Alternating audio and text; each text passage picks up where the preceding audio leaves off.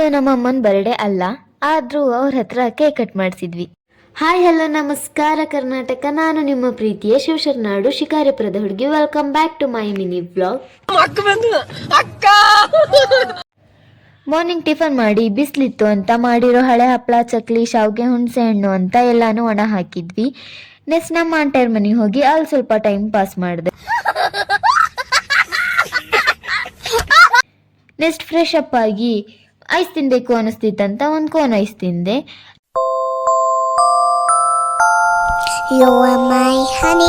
Next ಹಣ್ಣು ತುಪ್ಪ ಮಾಡಿಕೊಂಡು ಅದನ್ನು ತಿಂದೆ. ನಮ್ಮ ತಮ್ಮ ಅವ್ರ ಫ್ರೆಂಡ್ ಬರ್ಡೇಗೆ ಅಂತ ಕೇಕ್ ತಂದಿದ್ದ.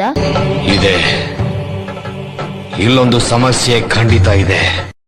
ಬಟ್ ಆ ಕೇಕ್ ಡಿಸೈನ್ ಸ್ವಲ್ಪ ಹಾಳಾಗಿದ್ರಿಂದ ಆ ಕೇಕ್ನ ನಾವೇ ನಮ್ಮಮ್ಮನ ಹತ್ರ ಕಟ್ ಮಾಡಿಸಿದ್ವಿ.